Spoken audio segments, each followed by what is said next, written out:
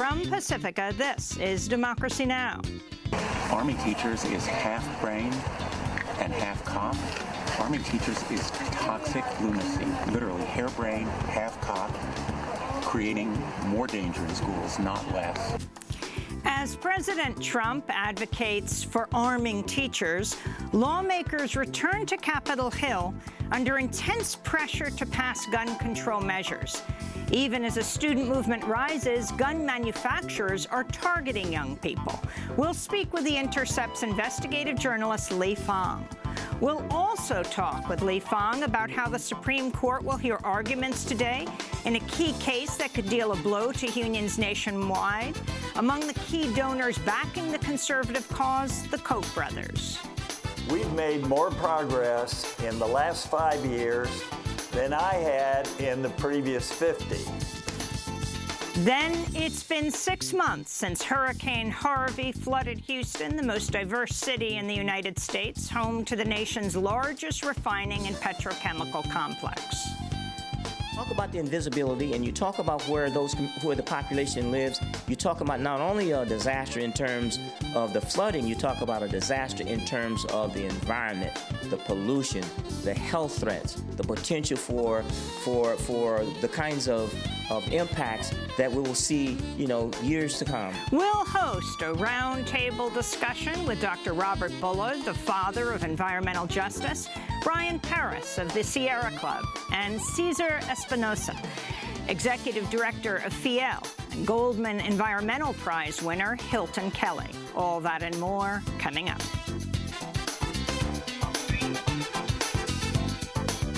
Welcome to Democracy Now!, democracynow.org, The War and Peace Report. I'm Amy Goodman. Syrian government forces are continuing to bomb rebel-held eastern Ghouta 2 days after the United Nations Security Council unanimously backed a 30-day ceasefire. According to the Syrian Observatory for Human Rights, at least 9 people have died in shelling in eastern Ghouta over the past day. More than 500 have been killed there over the past week. Meanwhile, Turkey's continuing its offensive in the Kurdish-held town of Afrin. At the United Nations, UN Secretary-General Antonio Guterres urged all sides to implement the ceasefire. Eastern Ghouta cannot wait. It's high time to stop this hell on earth. And I remind all parties of their absolute obligation under international humanitarian and human rights law to protect civilians and civilian infrastructure at all times. And similarly, efforts to combat terrorism do not supersede these obligations. In Parkland, Florida, students returned to Marjory Stoneman Douglas High School Sunday afternoon for the first time since February 14th, when a 19-year-old white former student named Nicholas Cruz walked into the school and opened fire with an AR-15 semi-automatic rifle, killing 17 people. Outside the school, students talked about what it felt like to return to the scene of the killing. I'm kind of scared what it's going to be like going back and not seeing Aaron Feist at the front gate, like his big smile, waving, and then our little stupid conversations, which I miss them. And then, He was a really good kid your years. Yeah. And him dying a hero, saving 6 kids and staying on top of them. I'm happy he did that. It's not going to be the same. Not in the mornings. Not when I leave. Not seeing his face, not seeing him on the golf cart. It's going to be different. Meanwhile, the Florida House Speaker and 73 Republican colleagues have called on Florida Governor Rick Scott to suspend Broward County Sheriff Scott Israel for not doing more to prevent the shooting. Records show Broward County deputies received at least 18 calls about the gunman Nicholas Cruz over the past decade, including one warning he, quote, planned to shoot up the school. This comes as massive pressure is growing for lawmakers to enact new gun control measures amidst the rise of an unprecedented youth movement led by survivors of the February 14th shooting. A new CNN poll shows the percentage of Americans favoring stricter gun control laws has risen from 52% to 70% over the past 4 months. While Congress returns to session today, Republican lawmakers have yet to announce any plans for new gun legislation. The NRA has publicly opposed calls for a ban on bump stocks and raising the age requirement to purchase a long gun from 18 to 21. But pressure is growing on the NRA. Since the Parkland shooting, more than 20 companies have cut ties to the NRA. The list includes Delta Airlines, United, Hertz, Avis, Budget, MetLife, and the First National Bank of Omaha. President Trump's former deputy campaign manager, Rick Gates, has pled guilty to 2 charges, is now cooperating with special counsel Robert Mueller's Russia investigation. The charges deal with work Gates did in Ukraine with Trump's former campaign manager, Paul Manafort, before they joined the Trump campaign. New charges have also been filed against Manafort, in part around an effort to secretly finance lobbying for Ukraine's government. Meanwhile, Democratic lawmakers have released a memo refuting key parts of the recent Republican memo that purported to show the FBI and Justice Department abused their authority by placing Trump campaign advisor Carter Page under surveillance in 2016 over his ties to Russia. Democratic Congressmember Adam Schiff said his memo shows the FBI acted appropriately. The FISA court was informed that Carter Page had a history that the FBI knew of well before the Trump campaign, that he was the target, effectively, of Russian recruitment, that the court was informed that another Trump foreign policy advisor who occupied the same kind of position as Carter Page had similarly been approached by Russian agents and informed that the Russians had damaging information on Hillary Clinton in the form of thousands of emails. In business news, the Weinstein Company is reportedly preparing to file for bankruptcy. This comes after 100 women accused the company's former chairman, Harvey Weinstein, of sexual misconduct, including rape. New York's Attorney General Eric Schneiderman recently sued the company and Harvey Weinstein over sexual harassment and misconduct. In political news, the California Democratic Party has voted not to endorse longtime Democratic Senator Dianne Feinstein in her bid to win a 6th term. Feinstein's being challenged from the left by California State Senate leader Kevin De Leon. At their annual convention in San Diego, California Democrats voted 54% to 37% to back De Leon, who has also been endorsed by SEIU, the Service Employees International Union. On Saturday, De Leon said, quote, "The days of Democrats biding our time, biting our tongue, and triangulating at the margins are over." The political news website Axios is reporting President Trump has privately told friends and staffers he wants to execute drug dealers. One senior administration official told Axios he often jokes about killing drug dealers. He'll say, you know, the Chinese and Filipinos don't have a drug problem, they just kill them. Earlier this month, the International Criminal Court opened a preliminary investigation into accusations Filipino President Rodrigo Duterte had committed crimes against humanity by overseeing the killing of up to 8,000 people in his so-called war on drugs. The Trump administration announced harsh new sanctions against North Korea Friday, just before the Olympic Games ended in South Korea. During the Games, North Korean officials met with their South Korean counterparts and reportedly expressed a willingness to hold talks with the United States. The State Department has announced the United States will move its embassy in Israel to Jerusalem in May to coincide with the 70th anniversary of Israel's Declaration of Independence, or what Palestinians refer to as the Nakba, or catastrophe. Chief Palestinian negotiator Saeb Erekat criticized the U.S. announcement. The American administration to choose the date of the Palestinian catastrophe, the Nakba, to move the embassy and to take this move in this expeditious fashion reflects total insensitivities to what goes on in this region, which reiterates, which reaffirms our position that the U.S. can no longer be part of the peace process. One of the biggest proponents of the embassy move to Jerusalem has been billionaire casino magnate Sheldon Adelson. He's now offering to help fund the construction of the new embassy, which could cost as much as $500 million. In other news from Israel, up to 20,000 people rallied in Tel Aviv Saturday to protest Israel's plans to push out as many as 40,000 African migrants in the coming months. Israel's threatening to jail the migrants if they don't leave Israel. Protesters Saturday condemned the Israeli government for shutting the door on refugees. We came to demonstrate against deportation. We disagree with the decision of our government, especially as Jews. We are people of refugees, of asylum seekers for 2,000 years, and we are here to say, now that we are in a sovereign state, we have to deal with other asylum seekers worldwide. Back in the United States, Oakland, California Mayor Libby Schaaf held an unusual news conference Sunday, warning residents of a possible ICE raid in the coming days. Today, I learned information from multiple sources that there is potentially an ICE activity planned in the Bay Area that could be starting as soon as today. My priority is to keep this community safe. It is not my wish to panic people, but to ensure that they're prepared with information, that they know their rights as well as their responsibilities, and know about the resources that this Oakland is a sanctuary city, which has barred city employees from assisting ICE raids. In environmental news, a federal judge in Louisiana has revoked a permit for a new crude oil pipeline by Energy Transfer Partners, the same firm which runs the Dakota Access Pipeline. The Bayou Bridge pipeline has been opposed by a coalition of environmental groups as well as local fishermen.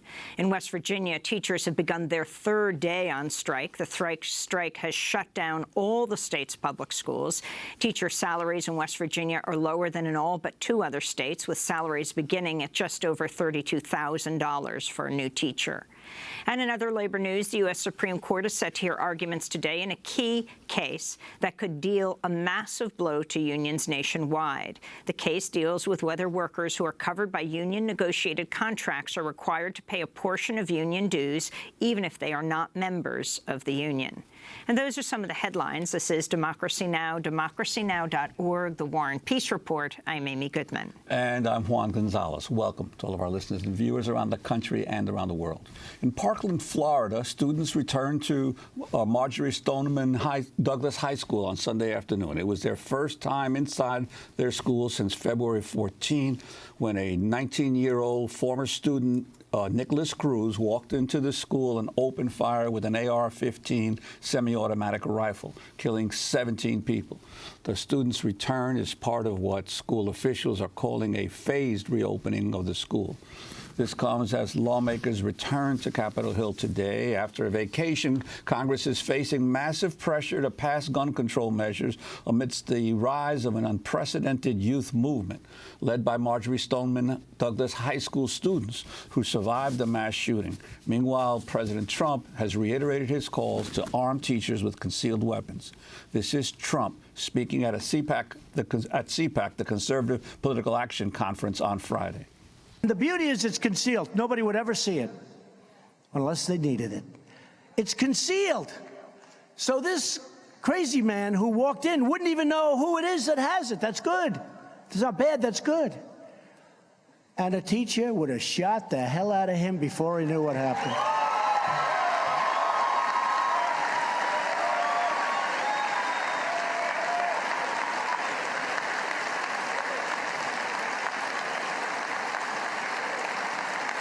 They love their students.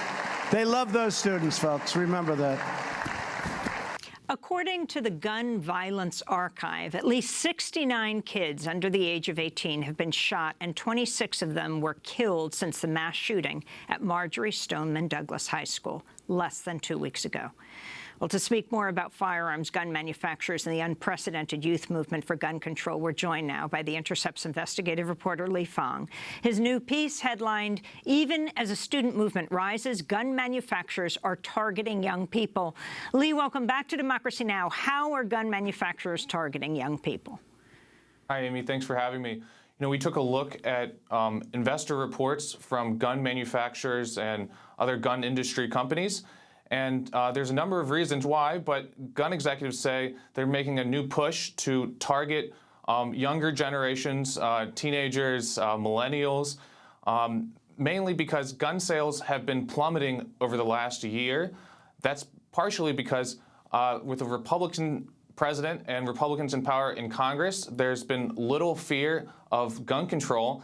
And what the gun industry has done historically is that they've used the potential for gun control to spur panic buying, often using third parties like the NRA to kind of whip up hysteria.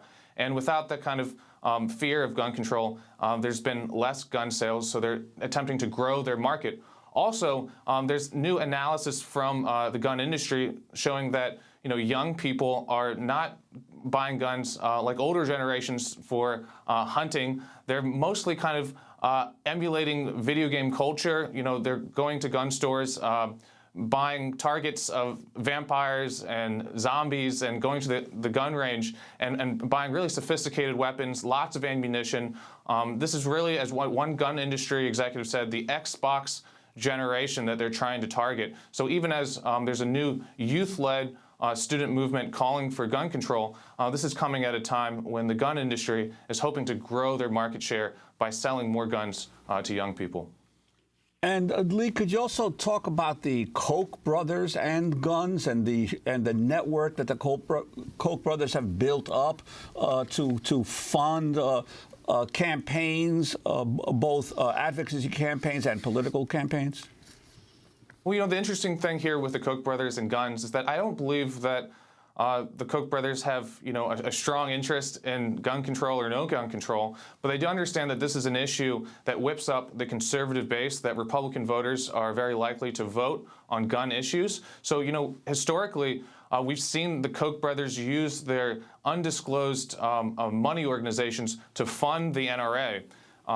That's because the NRA will go out and engage in election efforts to activate Republican-based voters to get them to the polls. So, when you see television advertisements from the NRA, that money does come from NRA members, from gun companies, but it also can come from groups like the Koch brothers that are hoping to use them as kind of an identity group to activate their base voters. Can you talk a little about American Outdoor Brands? It used to be known as Smith & Wesson, right? That's right. This is a company that sells a number of different rifles, formerly known as Smith & Wesson. They manufactured the AR-15 that was used in the Parkland massacre. And this is a company that has donated millions of dollars to the NRA. They've engaged in kind of marketing practices with the NRA, saying that if you buy a certain number of weapons, if you buy guns from us, a portion of the sales will go to the NRA. They've gone out and provided big checks to the NRA as well, kind of celebrating their partnership. And it's a major company, that sells weapons in retail stores all around the country. And tell us about James Debney, the CEO of American Outdoor, talking further. Right. James Debney has been the longtime chief executive. And as he kind of explained in investor presentations throughout the year last year, he talked about the need to grow their market share among young people, that the company is doing more marketing towards younger generations and targeting millennials. Again, if you look at just the stock price of the major gun companies, of American Outdoor Brands, but also Sturm & Ruger, Vista Outdoor. These are the largest gun and ammunition companies. They've really tanked over the last year. So these companies are hurting. They're hoping to bring in new consumers, and they're noticing that young people are very particular types of consumers. They're buying guns to kind of emulate first-person shooters, and the gun companies are very conscious of this and trying to market their weapons to them. And what do you make of the decision by some of the major corporations in America now to sort of cut their ties with the NRA, get rid of credit cards, NRA credit cards by some of the financial institutions? What's your sense of what that represents? I think it's an interesting development, but the NRA is organized through multiple 501c tax entities, we don't really understand their financials because they don't disclose their donors.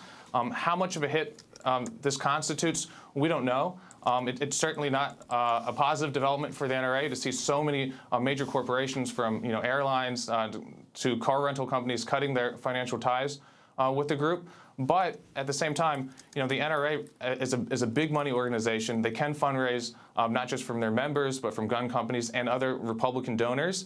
I think it's too early to be seen what this financial impact is. I think the NRA is going to spend a lot of money this year, especially if states or Congress picks up gun control. They will use those political developments to kind of activate their base and likely receive even more donations. Lee, as you write about the efforts by gun manufacturers to market to young people through magazines like Junior Shooter, we're showing some of the covers of the magazine for our viewers, which show young people holding rifles and handguns with cover lines like Glocks are for girls and Meet Spud, Fast Draw at age 11. Other companies, including gun manufacturer Hogue Inc., sell things like green glow-in-the-dark handguns and shotguns and accessories marketed to kids so they can, quote, hunt zombies in style, you referred to earlier. Explain the whole push to go to younger and younger people. Right, and this is not something that's particularly new. The gun companies have been doing this for a while. We're just seeing kind of an increased effort. But just like any other major consumer industry, the gun company knows that they will have more loyal and more active consumers if they target people who are very young, to kind of lock them in as buyers who will repeatedly go out and buy weapons and accessories and ammunition. So we see these marketing efforts targeted explicitly to children, with guns that kind of look like they're from a video game, or they're pink and very friendly looking weapons. There's been partnerships even with video game companies. Electronic Arts several years ago had a partnership with several gun companies where, for a first-person shooter, players could play the game and then be directly connected to a marketplace where they could buy weapons from the game directly from the manufacturers. So there's a multitude of marketing efforts that are geared towards young people. And, I think if Congress is looking towards enacting gun control, the marketing efforts might be a part of that larger national conversation. And Lee, speaking of marketing efforts, I want to ask you about another big marketing effort. The Koch brothers are talking about spending somewhere between $400 and $500 million on the upcoming midterm elections. And could you talk about their network, the seminar network that you've looked into, and what the impact of such huge spending could be on these upcoming elections? Well, look, the Koch brothers for over a decade now have organized other Republican donors. These are billionaires, very wealthy donors, to attend secret gatherings with the Koch brothers to pledge money to the Koch network. And this Koch network money goes to a range of groups, different think tanks, university efforts, but also the campaign advertisements and grassroots efforts to get out the vote. The seminar network is an effort to institutionalize this fundraising network. They meet twice a year. There was a recent meeting in Indian Wells where about 500 different donors came to listen to the Koch brothers and update them about their strategy. And, the big priority for the Koch brothers this year in this midterm election is to preserve the Republican majorities in Congress and to continue to elect Republicans on the state level. And there's kind of two big efforts that are going on right now. They're very worried about the upcoming census that will redraw the political maps in every single state just in 2 years. So whoever controls the legislatures after this midterm elections will draw the maps for the next decade. They're also concerned that Republicans will lose control of the Senate. So they're going on offense for a lot of Democratic senators who are incumbents right now. We already see TV ads all across the country, places like Indiana and Missouri, where there are vulnerable Democratic senators. In states where Trump won the election, they're already on air. They're hiring staffers to go out and organize efforts, using groups like Americans for Prosperity. But they're playing offense, hoping to pick up some Democratic seats while protecting the Republican majority. I want to turn to Charles Koch, CEO of Koch Industries, making his opening remarks at the Seminar Network last month in Palm Springs. We've made more progress in the last 5 years than I had in the previous 50. Central to our accelerated progress is that we have followed and increasingly followed the philosophy that made Frederick Douglass such an effective social change entrepreneur. And that is, as he put it, to unite with anybody to do right and no one to do wrong. So if you can talk about the overall agenda and also Capitol Hill lobbyists, they're not only funding think tanks, but also polling organizations. And your recent piece about the Koch brothers targeting Claire McCaskill in Missouri for opposing Republican tax cuts. Right. You know, in the backdrop of a very chaotic first year, Donald Trump has actually helped achieve much of what the Koch brothers have lobbied for a very long time in really rapid succession. You know, in three primary areas that we talk about in the piece. You know, the Republicans in Congress and Trump enacted tax cuts that the Koch brothers have fought very hard for, and these are tax cuts weighted to the top. There's a recent estimate that said that each Koch brother, David and Charles Koch, will receive $500 million per year. That's an estimate just from the tax bill alone. There's also the regulatory state. The Trump administration, with many appointees coming directly from the Koch network, have handed out a number of rulings and changes to regulations that are beneficial to the Koch brothers, primarily in the area of environmental rules. And then the judiciary. The Koch brothers have pushed very hard for long systemic change, and Donald Trump is on pace to break records with a number of federal appointments to the judiciary. He's appointing judges to the district and appellate level at an unprecedented rate. And these are lifetime appointments. These are judges that will be there for another 10, 20, 30, maybe even 40 years, so that maybe if there is a progressive or Democratic president in Congress after Trump leaves office, these judges will be there to potentially invalidate any rules that come out of, or any laws that come out of a more progressive administration. Very quickly, McCaskill. And Claire McCaskill is a senator who voted against the tax cuts, so that upset the Koch brothers. But she's, you know, a very vulnerable Democratic senator. She's in a state that Trump won big in Missouri, and so that's going to be a very aggressive Senate campaign. That's part of the kind of basket of Democratic seats that the Koch brothers hope to pick up for Republicans. So, you know, even if Republicans suffer elsewhere in terms of the congressional elections, they're hoping to play offense and pick up that seat. Well, Lee, speaking about the Koch brothers, the U.S. Supreme Court is set to hear arguments today in a key case that could deal a massive blow to unions nationwide. The case is called Janus v. American Federation of State, County, Municipal Employees, and it deals with whether workers who are covered by union negotiated contracts are required to pay a portion of union dues, even if they are not members of the union. In 2016, after conservative Justice Antonin Scalia died, suddenly the Supreme Court deadlocked 4-4 on the case. But now it's expected that Trump appointee Justice Neil Gorsuch will break this tie by ruling against the unions. Right-wing and conservative donors have poured money into this case and other efforts to weaken unions. The New York Times had a big piece about how the conservative donor base around this case. Could you talk about the importance of the case? This Janus case could be the most devastating blow to progressive politics since the Citizens United decision. Simply put, if this case goes through, and it's looking very likely with Neil Gorsuch on the Supreme Court that they will decide in favor of the plaintiffs, it will allow, as you mentioned, right-to-work rules for public sector employees nationwide. That means that even for members or non-members of unions, unions can no longer withdraw what's called agency fees. That's the kind of money that's deducted from a paycheck to represent a worker under contract. And when unions can no longer collect those fees, as we've seen on the private sector side, many unions kind of enter a death spiral. It becomes harder to retain members. There are opt-out campaigns. There's decertification campaigns. Members leave the unions. And because public sector unions, teacher unions in particular, are some of the biggest donors to progressive politics, funding progressive Democrats, especially on the state level. Sometimes they're the largest donors to progressive campaigns for office. The effects can simply be devastating.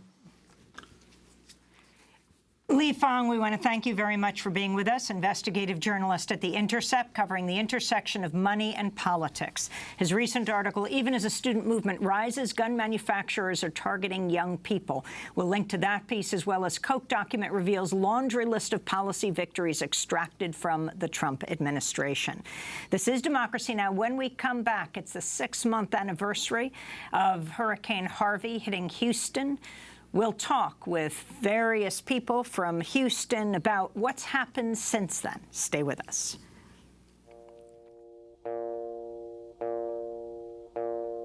A young cowboy named Billy Joe grew restless on the farm. A boy filled with wanderlust who really meant no harm. He changed his clothes and shined his boots and combed his dark hair down. And his mother cried as he walked out, "Don't take your guns to town, son. Leave your guns at home, Bill. Don't take your guns to town." He laughed and kissed his mom and said, "You're Billy Joe's a man. I can shoot as quick and straight as anybody can. But I wouldn't shoot without a cause, I'd gun nobody down." But she cried again as he rode away, "Don't take your guns to town, son. Leave your guns at home, Bill. Don't take your guns to town." He sang a song as on he rode, his guns hung at his hips. He rode into a cattle Johnny town. Cash singing Don't Take Your Guns to Town. This is Democracy Now! I'm Amy Goodman with Juan Gonzalez. Well, this week marks 6 months since Hurricane Harvey caused historic flooding in Houston, Texas, the 4th largest city in the United States and one of the most diverse cities in the nation. Houston is also home to the largest refining and petrochemical complex in the country. We'll spend the rest of the hour looking at the state of environmental justice in Houston since the storm.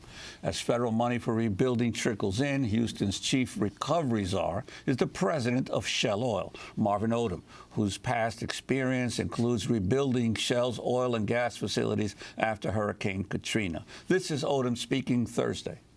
This recovery is also an opportunity to take an enormous step forward in achieving the vision of ensuring access to an affordable and safe home for every resident. And to that end, we are also coordinating, again, with a look around the room, with private and philanthropic funding sources, particularly now, as the mayor said, to fill the gap before the federal funds get here. This comes as newly released federal records obtained by the Associated Press show it took nearly 4 times as long to house people in trailers after Harvey as Hurricane Katrina, and repairs to houses have been much slower than after 2012 Superstorm Sandy. Immigrants in fence-line communities who suffer from pollution along Houston's industrial corridor are still largely absent from much of the discussion about how the city plans to recover. Well, today we get an update from people working to change that, who first joined us in the weeks following Hurricane Harvey when we went down to Houston. We host a roundtable discussion with Dr. Robert Bullard, father of environmental justice, Brian Paris of the Sierra Club, undocumented immigrant activist Cesar Espinosa, and Goldman Environmental Prize winner Hilton Kelly, who just received his FEMA trailer. I want to begin with Dr. Robert Bullard, whose house we visited just after he'd been evacuated and then come back. Dr. Bullard's a distinguished professor at Texas Southern University on the steering committee of the Coalition for Environment, Equity, and Resilience. His books include Invisible Houston, The Black Experience, and Boom and Bust. Welcome back to Democracy Now!, Dr. Bullard. 6 months after, what is the state of Houston for the different communities, and how disparate has been the response to them in cleanup? Well, Houston is is a big city, and it has very diverse communities, and there were extreme inequality when it comes to environmental protection and land use and problems related to land and air quality. And Harvey exacerbated and made those inequalities and disparities come alive and be more apparent in terms of the larger community. And so what we've seen is that many communities are bouncing back, have come back, and those resources are able to get back quicker. And it should be no surprise, or it's not rocket science to understand that disasters exacerbate inequality. And so those communities that struggle before the storm are still struggling after. And so what we have to do is to ensure that all boats rise and all communities are able to recover in a way that make them much more resilient and much healthier when resources flow into the city. And Dr. Bullard, talking about those resources, the Trump administration initially got a lot of praise for its response to Harvey's impact, but that hasn't followed through. I understand the mayor of Houston recently complained that only 1,100 households have been approved by FEMA for assistance, where there were 345,000 households that were affected. Your sense of how the federal response has either exacerbated or ameliorated the inequities that existed in Houston before the storm? Well, if you look at those families and households that have nest eggs and resources actually started to recover and rebuild shortly as after the water receded and they were able to get back in muck and gut. But for those families and households that are more vulnerable and need assistance from the feds and may not have had insurance or may not have had any private funds of their own to fix up and rebuild, they're still waiting. And I think it's important that we understand that we have a recovery going on, and Houston is very entrepreneurial and prides itself as taking charge. But there's still that invisible side of Houston that historically have gotten left behind before there were storms and floods, and so I think that's where we have a large segment of our community that is still waiting and suffering, and I think that's the sad thing about it, that it slipped off the radar for the most part, and it's but that's no less a priority that has to be dealt with. I want to go to Texas Governor Greg Abbott, who said the state expects to receive more than $1 billion from FEMA for hazard mitigation projects like home buyouts and elevations or to build seawalls. Governor Abbott speaking in January. Now, we have said from the very beginning that as we rebuild, we wanted to do more than just rebuild like it was before. We wanted to rebuild in a way that would reduce future risk to property and to lives. And that is precisely the definition of what hazard mitigation funds are for. This comes as officials in Harris County, where Houston is located, plan to ask voters to approve at least $1 billion to help pay for flood control projects. Talk about how this funding is being spent, Dr. Bullard. Well, I think the issue for many of us who have been working with communities for many years in Houston is that there oftentimes is no level of transparency as to what the regular person on the street understand, how decisions are being made and how plans are being developed. And I think the whole idea of trying to get a sense of will money follow need, or will money follow power? And the idea of mitigation, the flood mitigation is very important, that we talk about rebuilding and recovering in a way that we don't reproduce the inequality that existed before. So when we talk about an environmental justice standpoint, it has to be fair and equitable, and it's flooding plus. It's also not just flooding that the issues that we are concerned about. It's also those upsets and restarts, shutdowns of these industries that created lots of pollution during this storm, but also emitted lots of pollution before the storm. And those are kinds of things we have to also deal with. The lack of addressing the environmental problems, the Superfund sites that were flooded, the communities that have been flooded routinely in the last 3 years that before that was Harvey. And so those are things that I think we have to look at and make sure that resources and plans are put into the system, and that there's a good civic engagement plan and opportunity for people to involve themselves in the decision making, as opposed to individuals making decisions at the top and then announcing it. That's what I think we're talking about, and when our coalition that has come about because of wanting to get more citizens participation and public input into the process. Well, we're also joined by Brian Paris, who's an organizer for the Sierra Club, and I wanted to ask you about the impact of the obviously the petrochemical industry is centered there in Houston. What we know about the spills and the pollution that occurred during the storm and afterwards, and how the monitoring of public health is going on. Well, thank you all. And on the cusp of the Supreme Court decision, I want to express my solidarity with the union workers. I've got my union shirt on, a proud member. And you know, it's an excellent point to make, because what we've seen in Houston and places of communities that live so close to these facilities, the health impacts aren't always immediately seen. They take years and years to gestate, sometimes decades. And right now, there are a number of entities doing research projects to look at some of these health impacts. UT Health, Baylor College of Medicine, Texas A&M.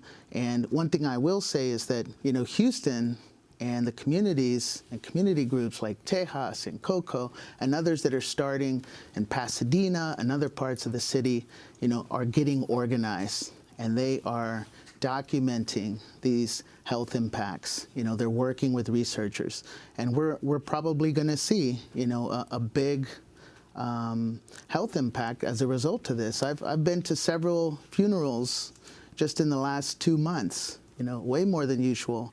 And whether those are related or not, directly or indirectly to the storm, it's a fact. It's happening. You know, the stress alone from, you know, being in these storms and the unknowing, you know, and the risk that, you know, are being taken at these facilities, you know, is just a lot for any person.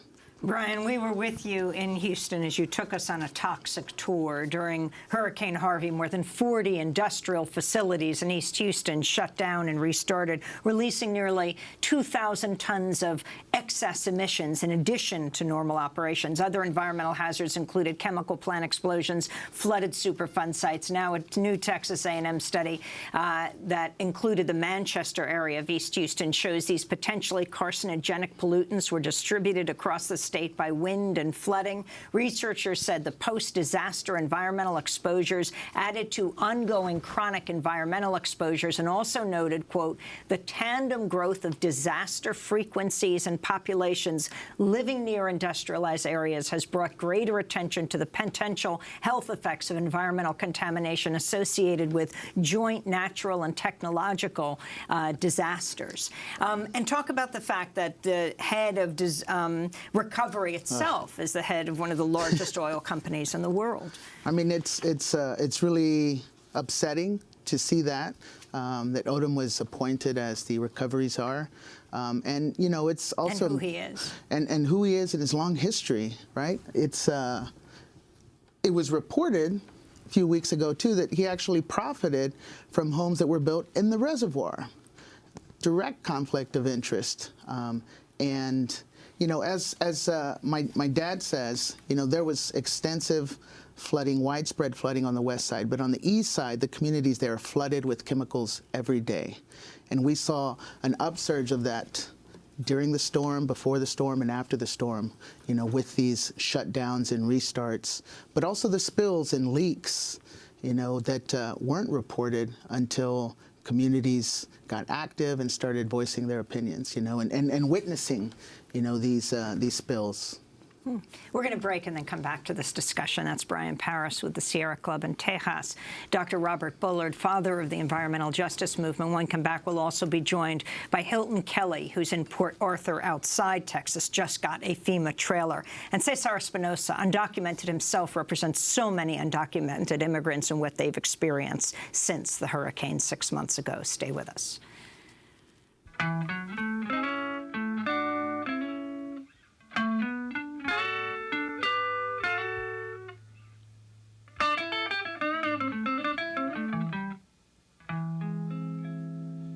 Well, it's flooding down in Texas, and all the telephone lines are down.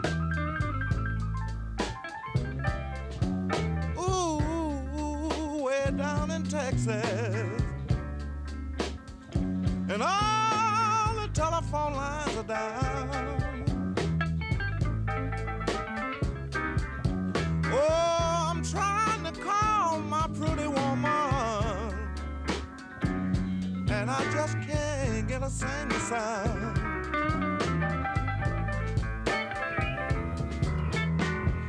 Texas Flood, performed by Fenton Robinson. This is Democracy Now! I'm Amy Goodman with Juan Gonzalez. Well, it's been 6 months since Hurricane Harvey caused historic flooding in Houston, Texas, the fourth largest city in the United States. Well, we continue our roundtable discussion on the state of the city and the environmental justice movement in the wake of the storm.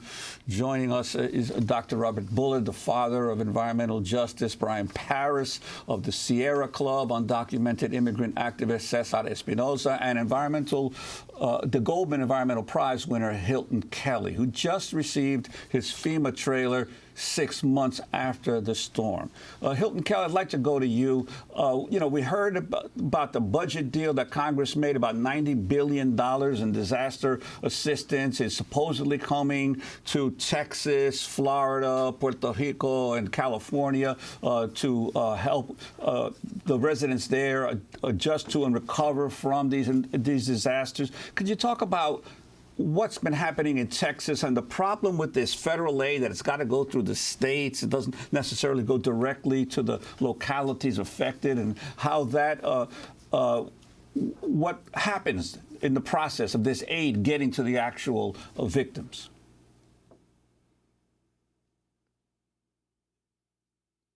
Hilton Kelly, that question was for you, and also... Yes, you referring that question to me? Yes, Hilton Kelly, yes, to you. Yes. Yes. Well, what's happening down on the ground here in the Port Arthur, Texas, is that we have a lot of folks that have been displaced, a lot of apartment renters, a lot of homeowners. And of course, FEMA came out and they assessed the properties, but many of the properties that were assessed were unfairly assessed. Most people are having to appeal the judgment for what they received to help do repairs. Many of the residents in our area were given a certain amount of funding to help with those repairs, but it's not enough. About 80% of the folks that receive FEMA assistance are appealing that decision in our community because it's well below what contractors have bidded for work that needs to be done. And I am included in that band of folks. We have at least 50% additional damage that bill that FEMA just seemed to, but we are appreciative for what we do get, but yet it's just not enough to rebuild. And those folks who are renters, many of the apartment complexes in this area, the bottom half of those apartment complexes, the people that live downstairs are still, people should have a right to return. Many of them were brought to places like Dallas, Louisiana, places around Louisiana, and other areas north of Texas. It's really a mess, even though a lot of times the media it's not as much anymore, but people are really suffering behind the scenes economically, and many of our elders are just living in squalor because FEMA did not see that their homes were damaged to them, so that therefore they didn't give them any money. Many people did not get anything from FEMA. We're going to turn to Cesar Espinosa, who is head of FIEL, who represents undocumented immigrants throughout Houston. So hard hit, the double whammy of the hurricane that hit everyone, and also the precarious position that you and so many of them are in. Cesar, if you can talk about what's happened in this 6 months. I mean, you have a spending bill that included funding for FEMA, but not for DACA and for dealing with the crisis that you are dealing with in Houston. Thank you for having us. And it's really important to point out that the undocumented community was dealing with multiple storms at the time. At the time that the actual storm was happening, there was the storm with SB4, there was a storm with DACA, and actually soon after, right after the storm passes, Donald Trump announces that they're rescinding the DACA program. So we have, one of the stories that I like to highlight is the story of Jesus Contreras, who was a paramedic during Harvey, saving lives, and undocumented immigrants saving Houstonian lives without asking for immigration status. And he comes home at the end of the week just to find out that his DACA protection is going to be over, even though he gave everything during that week, worked 24 hours almost every day to make sure that Houstonians were safe. So it's been very perilous in the last couple of months. As we know, Congress has been trying to, quote unquote, start negotiations on immigration, but unfortunately, because of the government deadlock, we haven't really gone anywhere. So we are still dealing with multiple. The other thing is important to highlight is that we may not know how many undocumented people were affected by Harvey, because a lot of people just did not come forward. So we still continue to be a population that remains under the radar, that's going to be, has moved around and has faced many of these woes just by themselves. And Cesar, what about this whole issue of if you're undocumented and you were a victim of the storm or you lost your home? Clearly, FEMA and the federal government will likely not provide aid, but what about local authorities and the local city government? Have they tried to step into the breach here?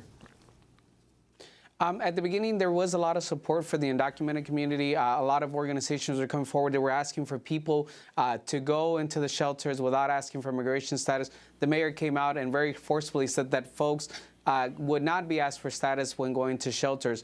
Unfortunately, in the more long-term approach, we have not seen a lot of the aid that has come to the remainder of the community come to the undocumented community. So there's still disparities there, and that's created issues because, like I said, a lot of people were living in precarious conditions because they could not, because of their lack of status, a lot of landlords were taking advantage of them, and it still continues to happen. A lot of these folks are moving out to other apartment complexes or other homes where, because of their undocumented status, people are taking advantage of them. So there's many, we could talk for hours about all the disparities that are happening not only in Houston, but more in depth to the undocumented community. So we are asking city government to step in. We're asking the federal government also to step in and help out everybody equitably. I want to read a part of a Houston Chronicle column headlined, "After Harvey, Houston needs petrochemicals more than ever." Quote, "What we don't need, though, is the hyperbole coming from environmental groups like the Sierra Club last week. For as long as I can remember, my hometown of Houston has been littered with dangerous chemical plants, oil and gas refineries, and hazardous waste facilities," Brian Paris, a Sierra Club organizer, wrote in a statement. He goes on, "These sites have caused devastation for my family, my friends, my neighbors for years, polluting our air and water with deadly toxins." Yes, he really did say devastation, the op-ed says. And it goes on to conclude, "In fact, these plants are critical to rebuilding after true devastation." That was the Houston Chronicle's business columnist. It was the day we broadcast the toxic tour, Brian, that we did with you, that Houston Chronicle went on the attack against you. So talk about this. The response of this business columnist was, "We need plastics." And don't engage in hyperbole, Brian. Well, you know, it has been devastating, and I think thousands, tens of thousands of people would agree. And to the Paul Tomlinson, I would ask him, to get up and pick up all the plastics that are now littered across the bayous that have just recently been reported in Houston. What we don't need is language that dismisses the real dangers, the causes that have exacerbated these storms and made them more frequent. What we don't need is hyperbole on the other side, saying that everything is fine. Everything is not fine. And, people are getting organized. I don't think it's a simple answer. I think there's a lot of work that needs to be done, but I will say that folks in Houston are getting organized. They're working with unions, they're working with undocumented populations, they're working with, a whole range of communities that have not spoken, or had the ability to communicate and work together. That's happening right now. And, we're doing that in a way that hopefully will get us off of our dependence on these fossil fuel, products. And there's an explosion of, facilities that are being proposed right now on the coast, putting even more communities at risk. LNG facilities, pipelines, and plastics. Yeah, well, I'd like to go back to Dr. Robert Bullard. Texas is a well-known conservative state. I'm wondering, your long history dealing with environmental issues there, do you get a sense that the residents of Texas, after this series of continuing more ferocious storms, have had any kind of change of perspective or viewpoint on the issue of climate change? Well, I think when you talk with individuals on the ground that are on the front line of flooding and other environmental problems, you start to get a sense that many people have begun to see something something that needs to change, even if climate change may be a bad word in some of their vocabulary. They are saying that there's more support for moving toward a cleaner energy infrastructure and renewables. They also are talking about trying to build in a way that will become much more sustainable. And so you get mixed messages, and depending on where you talk to in our major metropolitan areas, you find much more acceptance of dealing with issues around climate and issues around sustainability and issues around building community resilience.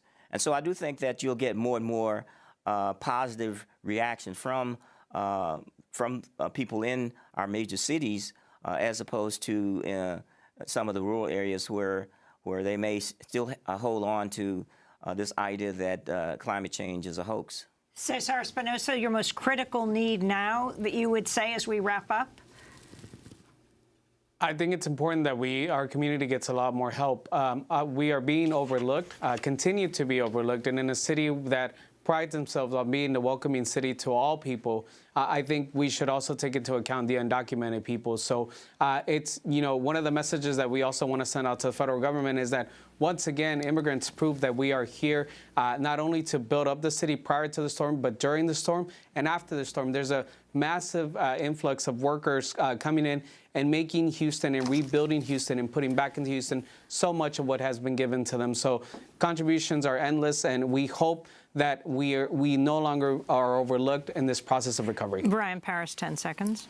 Immigrants make Houston stronger. Unions make Houston stronger. People like Dr. Bullard, Hilton Kelly, Juan Parras, Patricia Gonzalez, so many folks make Houston stronger. Yeah. Well, I want to thank so much for you all giving us this 6-month review. Brian Paris, organizer with Sierra Club's Beyond Dirty Fuels campaign, co-founder of board member of TEJAS, Texas Environmental Justice Advocacy Services. Cesar Espinosa, executive director of FIAL, a Houston-based nonprofit that helps undocumented members of the city's Latino community. Dr. Robert Bullard, distinguished professor at Texas Southern University, known as the father of environmental justice. And thanks so much to Hilton Kelly, environmental justice activist. I'm Amy Goodman with Juan Gonzalez.